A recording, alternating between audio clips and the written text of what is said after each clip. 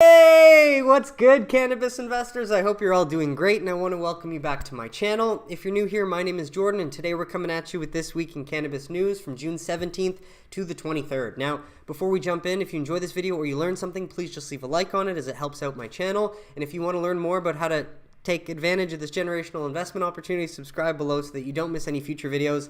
There's plenty of content that you can go back, rewatch, and educate yourself with. Try to think of these videos as a time capsule. I've put all the news and facts in one place, so you can watch episodes over time to learn about the evolution of the industry, identify top US MSOs that you keep seeing pop up that you think will be worth more in the future than they are now, based on their current market cap and new markets coming online like Ohio, Pennsylvania, and Florida. And take advantage whenever you feel ready if you wish to do so. And we start with Pablo's latest, a rescheduling update. In his opinion, it'll all be done before November. And he provides this 16-page doc. Thank you for the research report, Pablo. And this comes off of a conversation he had last week, and I featured that spaces in my video from last week with Kelly Fair, a partner at Denton's, David Culver, Senior Vice President of Public Affairs at the U.S. Cannabis Council, and John Sullivan, Executive VP Public Affairs at Cresco Labs, to discuss the rescheduling process and timeline. And so just remember, this is out of our control. However, that'll be in the comments if you want to check it out. The next key dates was June 20th was the deadline to request hearings, and I believe some state attorneys generals, backed by the efforts of Sam and those bullshit propagandists, did end up requesting a hearing. And whether they end up getting one or not, I think it's all going to be political theater, so I didn't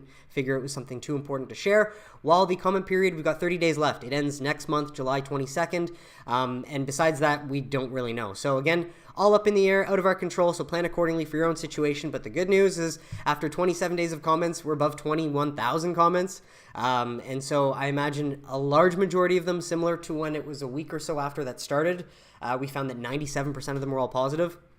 And so love to see that. And this is the link to leave a comment if you have not done so. And I will grab that HHS document, the 252 pages published by the U.S. government admitting that cannabis is a medicine. That link will be below this link in the comments so that you can reference that in your, drop that as a file in here to make your comment more effective. But with that, on to the state news, baby, is boom! Ohio has not yet started adult use, but they're getting ready.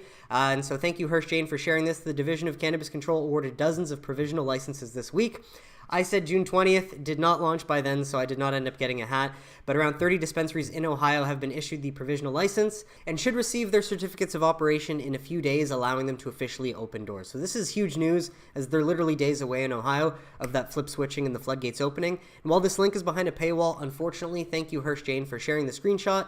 Following medical dispensaries have received dual-use provisional licenses. And I'm very happy as a shareholder knowing that at least 8 stores are being opened by a company that I'm invested in, and they're massively going to benefit, even more so once 280E is officially gone, once Schedule 3 goes into effect. And so with that, there's another picture here with some of the details. So if anyone is interested, this is the article from Cincinnati.com. I'll put that in the comments for anyone interested. Well, good news out of North Dakota, a few signatures away to get rec cannabis use on the November ballot. And at first I thought this was how many signatures were needed by July 8th, but no, it turns out they've gotten 15K and some signatures already, and they just need 403 in order to get there. So plenty of time. I'm sure it's going to be on the ballot. So more here if you wanted to pause to read, but let's hope the North Dakotans show up and vote for personal freedoms the way America ought to be. Well, just a reminder, an old one, but rec cannabis on the ballot for 3rd time in South Dakota. The first time they voted for it, and then their governor, Kristi Noem, was like, no, I know better than you, and we're going to reverse this, which is horseshit. The second time they voted against it, surprisingly. And so, quick reminder why this November is going to be huge for cannabis, especially if you're just finding my channel. We could have cannabis ballot measures in 5 deep red states this November, and I'm pretty sure Florida and South Dakota are already for sure. North Dakota, they need 403 more signatures, then it's going to be a lock, while Arkansas and Nebraska are looking at medical. And so, definitely going to be a big gauge on how Red America sees cannabis as a medicine too, and what sort of normalization comes from that. But this link will be in the comments too, as well as this one if you wanted to go through that. While the only marijuana movement article, I apologize, I still have to reference them sometimes because they're the only ones that put out publications like this. But fact is, if Pennsylvania got their head out of their asses and legalized sooner than later, they could see up to $2.8 billion in cannabis sales in the first year of legalization and create 45,000 jobs, analysis finds. And so happy to report this, at least because obviously the benefits of ending cannabis prohibition speak for themselves. So you can pause to read if you're interested. Otherwise, you can grab the link in the comments, but kind of got a bit more detail here actually from Canvestment, so thank you for finding this. Fairly ideal opportunity for existing medical operators in Pennsylvania. Conversion to adult use in no more than 180 days. Relatively minor conversion fees, and can apply for additional adult use permit per medical permit held, each of which allows for 3 stores. And so this comes off of an article that basically highlights the new adult use cannabis law proposed in Pennsylvania. So good news is they're finally looking to get their heads out of their asses, it seems like. And so while this one came out on June 20th, I believe, and that one is from June 18th, it's pretty much just highlighting that this is in the works in Pennsylvania. And obviously this is the incentive as to why Pennsylvania wants to do it. And let's hope we see that sooner than later. But just to share with you, I'll put the link to this article in the comments. But for anyone interested in what Nick was actually talking about, pause to read, just highlighting a small fee if you're dispensing. Well, it seems like a much bigger fee for growers and processors. Well, correct me if I'm wrong, but this seems somewhat big in the sense that if regulators tried to fuck around or drag their feet like in New York and delay things, after 180 days, no matter what, the med dispensaries would be able to sell adult use after this bill gets signed and into effect. Now, I don't believe it's been signed yet. It's just being introduced. However, I'll put the link to the article with more information in the comments if you want to go through that. Well, just some other notes. Thank you, Canvestments, again for highlighting this and making it easy for me. But note, top operators in the state. Pretty much all MSOs are going to benefit, and this is going to be massive. And with that, more great news from states that led the way, highlighting that the state-led growth story is healthy and strong. With pardons in Maryland, 2.5 million Americans will have cannabis convictions cleared or forgiven. We'd love to see that. One of the states doing it right. And so under Governor Wes Moore's plan, more than 175,000 convictions for possession of cannabis will be pardoned, but not permanently erased from people's criminal records. What the fuck? That is such horseshit, because from my understanding, a pardon is what you get in order to remove your criminal record after you've been found guilty and served your time, right? A pardon is a government decision to allow a person to be relieved of some or all of the legal consequences resulting from a criminal conviction. But I guess they still want to discriminate and somehow be able to identify who has had some sort of a record by not erasing it. That's such fucking bullshit. Anyways, here's a look at where the U.S. stands in addressing old cannabis convictions. Clearly, there could be a lot more work done, but again, highlighting that nothing really happens at the federal level, only talk, and it's essentially at the state level where we are seeing mass pardons actually get done. So again, huge. Sucks that it's not actually removed from their record, but hopefully that will help them get jobs and whatnot. Again, it's kind of counterproductive. But MJ Biz Daily highlighting Michigan passes California in cannabis units sold per capita spend and more. And so love to see the story that Michigan has turned into, especially as a state that was very competitive and allowed as many licenses or equal access to opportunity as possible. And hence why the prices have fallen so low for consumers, which they much love, or which they must love. And now they're at a point where they're buying almost as much cannabis as California, likely because they can just get so much more for their buck. Or maybe there's other reasons. If you're from Michigan, let me know. But just to highlight, California and Michigan's rec cannabis sales use over time, or at least since January 20th. And so, wow, playing catch-up, certainly going a long way. And so more here, of course, if you wanted to pause to read, but just highlighting or showing you the highlights. Monthly per capita cannabis spend in selected states. California all the way down to $9, because I imagine so much is still purchased from the black market, whereas it's more affordable, like in Canada, to actually purchase legally from licensed adult use providers. And so $27.57 per spend there looks like. While total cannabis units sold per month, Michigan is flying just light years ahead of the competition. So more here if you wanted to pause to read about basket sizes too. Well, lastly, just to highlight, reminder of that Florida note that we talked about earlier. Forecasts look sunny for Florida's potential adult use cannabis market. And why might Michigan or California feel a bit threatened? Well, by 2028, BDSA predicts that Florida will be the second largest cannabis market in the U.S., just behind California. And I mean, if California doesn't open up 10,000 legal stores and just provide equal access to opportunity, then they're not going to beat the black market ever, unfortunately. And so just sharing what I know, essentially. Of course, you can pause to read for more details down here. While we need a 60% majority in Florida for this to pass, odds are we will get it, and a lot of the polls state or signify that we're going to head in that direction and end up getting that. But the biggest takeaways, number of qualified patients as of right now, 883,000, or at least as of the time this was written. Total sales so far, med only, $2.6 billion, and year over year, month over month even, we're seeing sequential increases, while still medical only, because that just highlights the population of Florida, 21 million. 647 dispensaries, because Florida and many red states actually provide equal access to opportunity instead of bullshit equity, which is equal outcomes everyone gets left in the dark and only the politicians pocket. Well, 870 million adult use sales projected if legal rec sales start sometime in 2025. Projected to start August 2025, while 4.5 billion projected sales by 2028. 61% of Floridians so far seem to be on board with adult use, and a bit more down here from BDSA and Cannabis Business Times. Well, last one to highlight, record high U.S. cannabis sales to surpass beef, potato chips, and movies. And this is basically an older one, but a goodie. Reminding any of y'all that have been sleeping on cannabis or not paying attention that this is big industry, and the fact that this regulated industry still cannot access bank accounts is a reality. It's fucked up. The only industry in the U.S. that gets discriminated against like this. Hence why, of course, Schedule 3 is needed now more than ever to get some sort of progress and to eventually get safe through to allow these companies to get access to bank accounts. There's been so much money lobbied for by the American Bankers Association and many other organizations and groups, alcohol companies as well, because they kind of know they need to get into cannabis. But for anyone that didn't know, now you know. All on to my favorite part, the studies that make it really easy to understand why prohibition was bullshit all along and why we've got so much to learn about this plant. So from PubMed, the first one, cannabigerol and cannabisiclol, what the fuck? Block SARS-CoV-2 cell fusion apparently. It's from June 17th, 2024, so fresh off the press and out of Bonn, Germany. So from the abstract, the search for new active substances against SARS-CoV-2 is still a central challenge after the pandemic.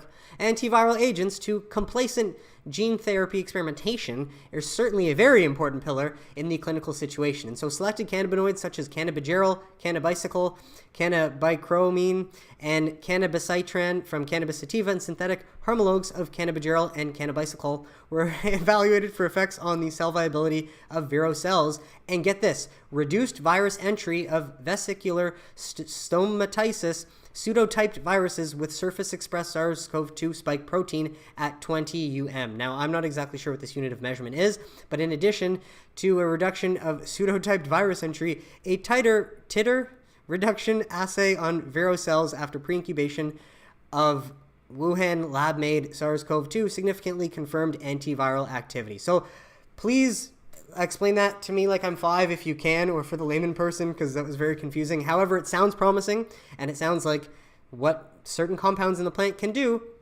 is help protect your cells from an invasion of a virus. And so, yay to that. Well, this one from SSRN or Lead-Lancet, cannabidiol therapy for comorbid schizophrenia and addiction, a guide for clinical practice. It's also pretty fresh as of June 10th, 2024 from the school that's not as great as it used to be, Harvard.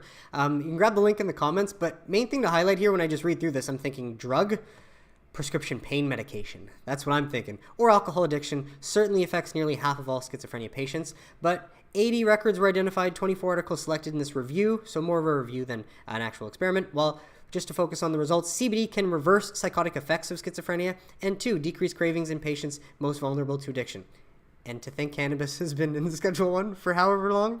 Bullshit! The optimal dosage of CBD was determined, yada yada. Main thing, conclusion, all current medications used in clinical practice to decrease psychosis have adverse effects. Except cannabis, apparently. Cannabidiol therapy can decrease psychosis and halt craving in addition as confirmed by fMRI studies. CBD has the potential to be the future of psychiatric treatment and improve quality of life for SZ and the clinically high-risk schizophrenia dimensions. Imagine that. CBD has the potential to be the future of psychiatric treatment. Read that and weep, ladies and gentlemen. We've known all along. We're just early. Well, Mississippi Free Press, love to see this out of a deep red state. Prescription pain pill use fell as medical cannabis use grew, report says. Read that twice, because is no one paying attention yet? It's unbelievable, but we are. The studies keep rolling in. And so just to summarize, University of Mississippi researchers found that the use of prescription pain relievers decreased as medical cannabis use increased from 2015 to 2019. Because everywhere we get it as medical first and then adult use. Fortunately, it does what it does, and it replaces what other people have been using previously. And so more here, if you wanted to learn about the study, I'll put that link in the comments so you can directly access that. While from Springer Link, this one as of June 17th, looking at prescribed medical cannabis use among older adults, just an article, it seems like. Now, this is what kind of gets me, though, reading through this. Data from T21, an observational study of patients seeking treatment with medicinal cannabinoids. Now, it's annoying that, obviously, because of cannabis being in the Schedule 1, we can't actually do a lot of experiments or research with people. it seems like so much of what's coming out are just articles looking at past studies and telling us what we already fucking know, which is annoying. Obviously, just descheduling outright would solve that issue. But all that to point out, the self-reporting that they looked at quality of life, mood, and sleep, and were available at treatment entry and at 3-month follow-up. And so what did they find? Relative to younger individuals, those aged over 64 years were more likely to be female, more likely to report pain as their primary condition, and less likely to report current daily use, maybe because they're shy to be honest with themselves. They received fewer cannabis-based medicinal products, or maybe not, I don't know, and were more likely to receive a prescription for a cannabidiol-dominant oil, and less likely to receive a prescription for Delta-9, the actual THC, that is the cannabis medicine. So interesting. It seems like most females over 64 prefer CBD to THC. There were significant improvements across all measures of well-being. Take from that what you will, but the extent of improvements in sleep were more marked in younger individuals. And for me, this is everything. Just being able to pass out and get 8 hours of quality sleep, nothing does it like cannabis. At least that's what I find. And so last one from Science Direct. How have cannabis use and related indicators changed since legalization of cannabis for non-medical purposes? Results from the Canadian Cannabis Survey 2018 to 2022. Highlights, fact is fact, it is what it is. Legal purchasing is displacing the illicit cannabis market in Canada. And while it's interesting because there's so much improvements that can be made, like reducing taxes or getting the government out of the way to help this industry actually succeed more and thrive, the reality is our liberal government is actually fascist, and our NDP socialist government is socialist, and they're kind of allowing the fascists to continue to be in power until our next election, where our conservatives are kind of like liberal light. So it's a shit show, but at the same time, it's just the current government wants to keep their hand in the pocket. They want to tax extremely high, and they want to suffocate the industry. And so that's why there's little success, unfortunately. But pause to read if you're interested. The links will be in the comments. Results, though, the past 12 months, cannabis consumption increased among Canadians from 22% to 27%. No shit, because it's more accessible and it's more normalized and less stigma. Similarly, almost daily consumption increased from 5% to 7%, at least people being honest and admitting that to themselves. While consumption of dried flower, hash, keef, and concentrates, extracts decreased since 2018, whereas consumption of edibles, beverages, and vapes also increased. While legal purchasing increased from 4% in 2018 to 69% in 2022, while accessing cannabis through social and illegal sources decreased over time. And so read it and weep, man. Love that the data is in and continues to pile up. And the main thing just to highlight from Canadian sales, I know I would feature this a lot more often, and hey, maybe it's worth featuring it when we have the big months or the big jump in months like we always see in March, July, and November, but happy to report that at least back from its December high of 448 million, April 2024 did see a nice jump of 5.3% month over month from March to 428 million. And without a doubt, it's clear as day why ending cannabis prohibition works and why you'd rather have all this money going back into the legal economy, back into the industries, to the companies and the employees and the families that they can spend back into the legal economy than going to the black market or to who knows where ultimately. And the best thing that we could have in Canada is just having the government get out of this industry and allow more thriving in local economies by taking taxes out so that our government doesn't have more money to piss away and spend like they do, because you're going to think this was a joke, but I just had to share it because it's true. Gender-affirming care boosted in new federal worker health plan. And if you don't know what gender-affirming care is, it's essentially self-castration. But only in Canada, workers covered by the Public Service Healthcare Plan are entitled to a maximum reimbursement of $75,000, reimbursed at 80% for certain self-mutilating procedures not covered by provincial territorial health plans to help people with their mental illness performed in Canada. And so some examples of what provincial coverages can get you, this is just so insane, but like, what a poor woman. Honestly, so this person began their transition 6 years ago. They'd been in the government for a long time, was able to benefit from procedures covered provincially like chest surgery, removing the breasts, and hysterectomy to remove the uterus. Oh, the next big step is taking skin from her arm and creating a penis. Like, how's this going to help her? She already paid $4,000. I cannot believe this. This is fucking crazy. Anyways, I digress. We got to get back to cannabis. And so, with that, Weed Street 420 highlighting the bipolarness of Dougie Cass, as in only 7 weeks, Doug Cass went from full doom and gloom mode to I am now optimistic on cannabis and contradicted his own points after dumping and providing fear, uncertainty, and doubt. And it is crazy how fast things can change, but essentially we've gotten back into the point where Dougie Cass is just comfortable buying in, and he's just going to do the same and sell out at around 10, 11, or 12. And so just to highlight, plan accordingly for your own situation, follow your own plan, because yes, people act bipolar, and people are paying attention to whatever they're paying attention to based on what they know in their own head, and oftentimes might not be beneficial to you or what your plan is in any sort of way. And so just a reminder that Dougie's now bullish again because we're kind of bottoming again. And I think we're getting close to the before election season ramp up. Well, figured I'd share this from Reason Us 4. Big chunk snapped up by Jane Street and Citadel. And so this is in reference to the MSOS ETF. I would still say stay away from the ETF and invest directly in the underlying assets that you think will be top performers in time. But for anyone interested, it does show Jane Street and Citadel advisors in the month of May purchasing large quantities of shares. Should be larger, could be larger. And well, very interesting to point out, because I certainly believe the hedge funds are buying now low to sell high once we get all the news cycle and then, retail starts buying in at the top, like happened in 2021. But to point out what Sammy showed us on June 19th, this is just an example of when the market is closed in the US, how little happens in Canada, and leads you to believe that while hedge funds in the US have subsidiaries in Canada, how much of the action every single day when the markets are open comes from the US and not from Canada, because we didn't have the day off. Right? Let me know in the comments what you think, but I just find that fascinating as Sammy's pointing out. I mean, I have no idea what the spreadsheet is even looking to, although one guy down here is like, I would pay really good money for this Excel template. I'm sure many would if you're finance-minded like that. But this is an even more strange example, just to highlight why is nothing going on in Canada when there's no holiday in Canada and only in the US? Only 294 shares traded on TerraSend today, despite the TSX listing, which was apparently a big deal, and paying pumpers $75K a month. Last trade was more than 3 hours ago. And so that is kind of mind-blowing and does highlight that this market is certainly not an efficient market, that's for sure. And then this is the whole Weed Tree 420. Got into some shit with the Dales report. I didn't dive too deep into it, but it's definitely fascinating and worth checking out if you wanted to pop over to his Twitter. But with that, on to MSO news. Is Matt Darren, CEO of Curaleaf, rolling off the line and coming out soon to adult use consumers nationally? If you can't beat the hemp-derived industry, you might as well join them and steal their revenue or market share. And so this comes off of a tweet from Boris Jordan. Great progress. We're very excited about our new line of fully compliant hemp-derived products. Production line is in full swing. This means national distribution for a select brand. I've always believed beverages would play a big role in our industry, and Curaleaf is going to lead the way, I imagine, saying something like that. And so, hey, big play by Boris, because at the same time, yes, if you can't beat them, join them. We've seen what Ben is doing. It seems like Ben, since last year, has been licensing out the Incredibles brand to hemp-derived products. This seems smarter, to go straight to it and compete on the shelves, and hopefully over time with a better product, you'll end up winning. But with that, just wanted to share a few other notes that if Curaleaf can do that with drinks, why hasn't Tilray done that? Because once I saw this tweet, it kind of blew my mind. Like, why is Tilray not taking advantage of the hemp-derived industry? Since they own alcoholic beverage companies in the U.S. and pretty much have a distribution chain, why would they not be taking advantage? I do not know. And so last thing to point out, or a few more things, states filling in the gaps, again, when the federal government fails to regulate. And I believe this is an example of Massachusetts going after the unregulated hemp industry. And so clearly their stance is not anything like Ron DeSantis' is. And this is, again, just pointing out it's the state-led growth story, baby. All the change happens on the state level. The federal is all just a distraction and basically theater or drama. But note that the regulators are not having it, as it was made clear that food and beverages infused with hemp-derived cannabis compounds remain illegal under federal law. Despite the loophole, I don't know who's right, but they seem to think they have an argument.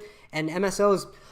must be a breath of fresh air to read. Only retail establishments licensed and regulated by the Cannabis Control Commission may sell beverages that include THC as an ingredient. And so, obviously, only legal operators that went through the loopholes in Massachusetts. This link will be in the comments if you wanted to go through that. But hey, it's not only MA now, because it seems like Colorado is fighting back as well, as AG Phil Weiser announced today that he's suing a Colorado cannabis business after an investigation revealed the company marketed products as industrial hemp that were actually cannabis. And so obviously the loophole is creating a lot of problems. What does this mean for, say, the guy Cantrip CEO, who has been essentially playing both sides and is doing legal THC beverages in Massachusetts according to the interview that he did, but then also selling the hemp-derived in other markets and using the Farmbill loophole? So it seems like Dan Conformer says it right. The reckoning, or a reckoning, is coming. I don't know what it's going to look like, but just to point out why it has to come, or why I'm just going to allow things to play out and watch excitedly with my popcorn. VVMoo is apparently a hemp-derived company that sells HHCO acetate distillate and suggests it can be used for vaping or dabbing. Apparently, HHCO is an acetate just like THCO and also produces lung-toxic ketene gas when vaporized or smoked. And what gets me is just how confident these companies can claim the benefits of this stuff that we've never tested, right? And so, again, I don't know whether these products are good or not. I imagine they can't be. I'm going to stick to the female cannabis plant and smoking my THC flower. But this is essentially why this clampdown is starting to happen and why Ron DeSantis looks like such a fucking idiot when he makes his dumb arguments that do not stand. And just another example, the Dank Informer, huge follow if you want to learn more about this, but almost 20K brick and mortar stores selling cannabis and cannabis extracts in North Carolina while hiding under the hemp label. That's crazy, 20,000. Tell me again how the hemp industry has not been a force against state legal and regulated cannabis, and I don't know how it took us this long to realize, but it was pretty much happening in secrecy until, the layers get peeled back and we start to see what's happening.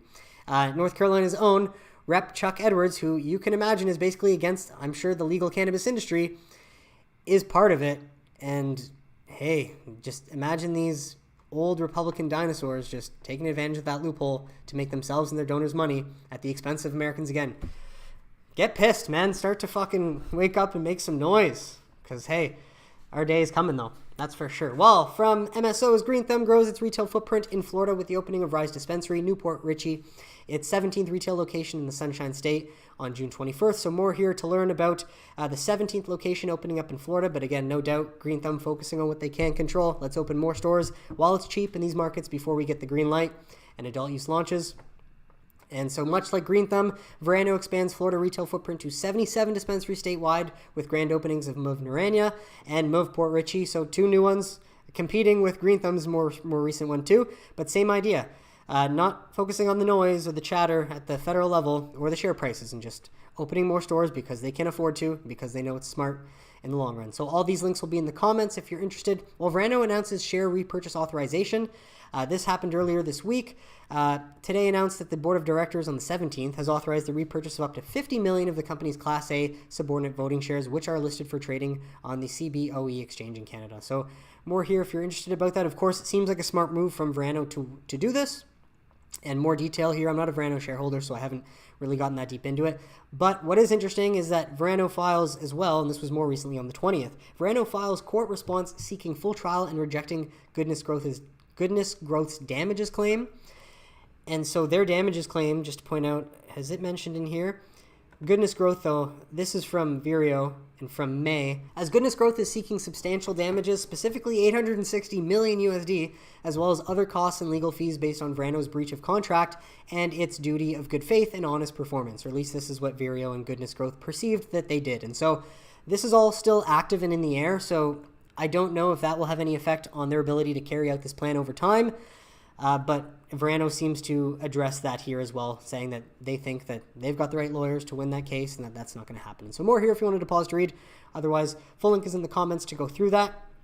And with that, the cannabis company announces corporate restructuring and upcoming Florida divestitures as part of its continued business transformation initiatives. While it does suck to see them give up on Florida and want to sell their assets there, I imagine they might get some decent money back for it, or at least better money than they would have gotten 3 to 6 months ago, based on everything on the horizon. But the main issue is it seems like it's costing them a good chunk of money every month compared to other markets, and they've looked into it and figured that Florida's got to be the one to go. And so that is too bad. More here, or grab the link in the comments if you wanted to pause to read, but it seems like they're preparing for adult use transitions in Ohio and Delaware, and Ohio is certainly eyes on the prize for now, as that's more important, because Florida wouldn't go into effect adult use at least until mid-2025. And so with that, an interview with the guys from the Cannabis. I did not watch this yet, but I do plan on doing so. So it seems like people enjoyed it, or at least H.L. Mencken did.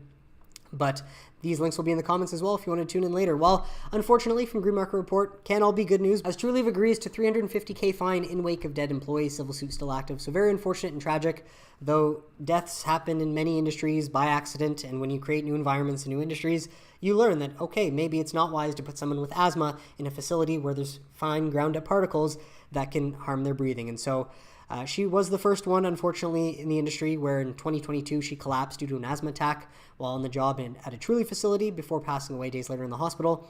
It was attributed to her inhaling ground cannabis dust while on the job, while another cannabis worker at a production facility in Illinois owned by Green Thumb died last summer under similar conditions and reportedly died after developing severe breathing problems. And so it's tragic. Hopefully they're wearing heavy-duty masks so that that doesn't happen, but it's just a fact of life in industries that accidents happen and people pass away. It's like if you work at Boeing, it's just a fact of life. And so gotta learn from it and make improvements going forward. Well, someone wanted me to cover High Tide, so I figured I'd give it a few slides. To open their 80th Canna Cabana in Alberta, And so if there is one retailer in Canada that you might want to consider based on what I hear from people in chatter, this is not advice, but High Tide seems to be best positioned to capitalize even within the Canadian market. So more here if you wanted to pause to read.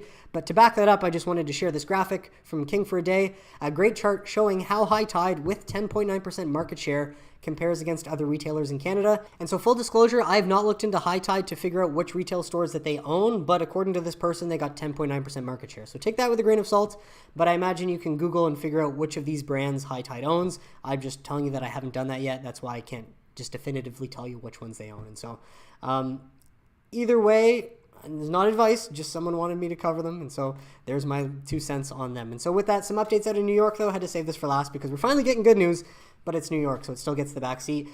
Thank you, Brad Racino. 2 people in chief positions at New York's Office of Cannabis Management were let go from their jobs last week as part of an ongoing shakeup at the beleaguered regulatory agency. We need to completely clean house, but it's a step in the right direction at least. Now, this one was unfortunately behind a paywall. I will put it in the comments just in case you want to try it, but wasn't able to read that. Well, from Canna Investments, New York quietly hit a $552 million annual run rate, so that's not per month yet.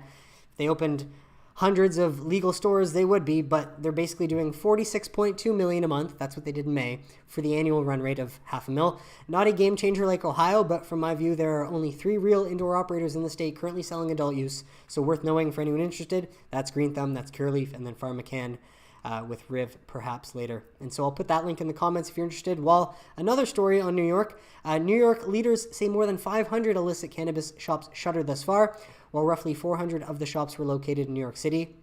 Here's the thing. Months ago, when we were getting estimates on how many illicit stores there were, this was more than just brick and mortar retail. This was pop-up vans, like ice cream trucks back in the day. So there were quoted 5,000 to 7,000. So it just makes me very skeptical that when they're saying that there's only this many stores, who knows how long this crackdown is going to last, how effective it's actually going to be. All that to point out, though, just what's happening in New York if you wanted to pause to read. Ideally, though, sooner than later, they're going to have more legal stores open than illicit ones, but probably not the case for a very long time because they need to be opening hundreds a week at that pace in order to keep up. But with that, from Spectrum News, preparing for medical cannabis in Kentucky goes into effect in Kentucky January 1st, 2025 as of next year. And so Douglas Cox is hopeful to open one of the first med dispensaries in northern Kentucky, but says process has been frustrating because regulators and politicians typically, actually not even regulators, they don't have to, but politicians make it suck for the most part. Each city is responsible for coming up with its own regulations for whether businesses will be allowed to sell medical cannabis in that city. That seems even more frustrating. Well, on Monday, June 18th, what idiot was writing this? Because Monday was June 17th, Tuesday is June 18th, the Florence City Council unanimously decided to leave the decision up to the voters on the November ballot. And so I guess they're going to vote in November to decide which cities end up getting it. And let's hope more than not get access to a safer, non-addictive medicinal alternative in Kentucky. Well, with that, cannabis in Germany is getting interesting. So just a summary for Meta Jawbone. Thank you, Meta Jawbone, for doing this. Market will look very different from US and Canada due to majority of cannabis being imported in. This will reduce cultivation and inventory to lesser extent risk of basically robberies and stuff that you see in the US because Schmuck hasn't passed safe. All the blood's on his hands. While retail network will be via pharmacies. And I know that TLRY owns a large pharmacy distribution chain there, so that might come in handy finally. 4, patients need a script for each buy. Thus, telemedicine portals will be virtual bud tenders. 5, bud availability at nearby pharmacies is also key. 6, companies will need distribution and telemedicine as the edge to drive sales. 7, but building distribution network easier said than done. So interesting predictions, take them with a grain of salt. 8, telemedicine easier to build, but will eventually have most competition in the end. I think the winners will have an integrated triangle of wholesale, distro, and telemedicine, or someone who exclusively focuses on and wins distribution in telemedicine. If TLRY gets a head start since they own a large portion of distribution, that's why I'm going to keep some of those shares in the long run, but sell a majority of them once they pop back up on that major stock exchange like they did in 2020. Well, pilot project, 10 Dutch municipalities start selling regulated cannabis today, and today to them is Monday, June 17th. At least they got the date right. And so today begins the official 3-month period during which coffee shops in 10 selected Dutch municipalities can sell both tolerated and regulated legal cannabis. It's not like coffee shops haven't been selling illicit cannabis in Netherlands for the past however long, but all this to point out is they seem to be following in Germany's footsteps with a pilot project. And hey, we can't argue with more normalization of cannabis in Europe. And so right on, love to see that. the Netherlands, while Benzinga medical cannabis packaging market projected to reach 117.2 billion by 2032 amid sustainability push. And the ironic thing is that this packaging is likely plastic, which certainly is more harmful than if we were to package all the cannabis in hemp-derived packaging that would be biodegradable, from my understanding over time. But key points here if anyone is interested. Astute Analytica forecasts a 37.9 compounded annual growth rate. Take that with a grain of salt. U.S. dominates with 80% of the North American market share and 42% of global market, while 72% of consumers prefer eco-friendly packaging, influencing company strategies. Hemp, baby! Use hemp! So anyways, more here if anyone is interested in pausing to read what other details they provided. As always, the links will be in the comments if you want to reference any of them. Well, I had to share this one from a random guy named Chris, who doesn't have much of a following, but claims to be a public and private equities investor focused on disruptive industries. Look, over time, many of us have been early and been waiting for this for years, but in hindsight, silver lining is that it's been a bit of a blessing for me because I've been able to actually get a lot of shit done that I've wanted to get done, put myself in a place where I want to get, and then now the resources might come in the next 6 to 12 months, and I'm in a much better place of where I want to be to use those resources than I would have been in 2021. All that to point out, it seems like every month or so, we have a random person that has found the thesis that we have all been aware of for many, many years. And so another one of those, US MSOs, tremendously skewed risk-reward opportunities in the cannabis space. If not now, when? And again, be wary of be wary of ETFs with high management fees that seem to create shares and decrease the price as they go. But all that to point out, if you're interested in reading through what this guy found that we've all been paying attention to for years now, and he writes a good case. It's long though, so I'm going to slowly scroll through it and you can kind of pause to break it up if you're interested. But hey, another person seeing what we see, putting all this time and effort into writing this up, possibly getting in at a better entry point than we did. Can't be mad at that. Can only try to get better than you were the day before ultimately. But recent price action, catalysts, we're all aware. Rescheduling, safer banking, not a proposal, it's happening. M&A, state legalization. Now, given what I've outlined above, would you buy today? If not, when? Never invest in the present. You have to visualize the situation 18 months from now, and whatever that is where the price will be, not where it is today. If you invest in the present, you're going to get run over. And so think about where Florida is going to be in 18 months, where Pennsylvania is going to be in 18 months. If they can legalize, Ohio is just about to open the floodgates. Baby, it's cold outside, or it's been cold, but it's finally starting to warm up for us cannabis investors. Link in the comments if you wanted to grab that. As always, Walt wanted to share this from Sporked. Stocks representing 95% of MSOS here. Most of these stocks are at or close to logical support levels or close to their 200-day EMAs. Seems like a good risk reward here after significant pullback. And the main thing to highlight is that if you were to ask me when is the best time to buy any cannabis stock individually, well, obviously when it's at its lowest, because you buy low and you sell high. That's how it works. But the main thing is it would have been before the August 30th announcement or before the January leak of the actual official 252-page document from HHS that confirmed cannabis was medicine. Or it would have been the leak April 30th that we got that the DEA is actually going to go forward with rescheduling. I would have said the best times to buy would have been before those moments, but you can't control when those moments happen, right? So if you can't read between the lines, the best times to buy is probably right now. Again, that's not advice, but when the prices are low, get them when they're good. And while retail is holding with their diamond hands and hedge funds keep gobbling it up. And with that, a bit more on the whole, Weed Street 420 situation. And so I touched on this a little bit before, but if anyone is interested in the beef that Weed Street is starting with the Dales report, it's fascinating. This is a great quote, though, from Charlie Munger. Show me the incentive and I will show you the outcome. Now, I appreciate the Dales report and all that they do. I'm not necessarily sharing this to rip on them. Just goes to show that when one smart person can find something and they're pissed off, they can dig and dig and dig. And either way, take from that what you will. Last thing to point out, if you didn't ever see this article, it's an old one, more than 21 years old, but certainly open to debate. Jesus healed using cannabis. But just funny enough, a little anecdote for myself. I was an atheist for most of my life because I think it was the cool thing to do when you were young and naive and dumb. But around 25, 26 is when I sort of had my rock bottom. Ironically enough, I got closer to him, the Father and the Holy Spirit, thankfully, while smoking the plant. And so take from that what you will. But ultimately, growing up, I didn't understand why people needed some sort of a religion framework. People will call it an ideology, but it certainly seems to be better than an ideology because I would have considered my life as an atheist an ideology and now having faith. And since really finally admitting that I could be wrong and that everyone before me wasn't an idiot or just brainwashed and that Jesus could have been a real person, especially doing my own research. my life has really only gotten so much better. And so take from that what you will. Not saying that I am the way he is, obviously, but all this has led me to now, well, you're watching my video, and we're planning to make bank in the next 6 to 18 months. So be patient, plan accordingly, but let me know in the comments if you enjoyed this, folks. That is it for today's episode. Thank you so much for tuning in, and I really hope you got some value out of it. So what did you think of the stories mentioned? Let me know in the comments if you have any questions or suggestions, and I'd be happy to address them. But besides that, if you enjoyed this video or you learned something, please just leave a like on it. Subscribe below if you don't want to miss any future videos, and I will catch you next week for This Week in Cannabis News. Have a great weekend, everybody. Take care.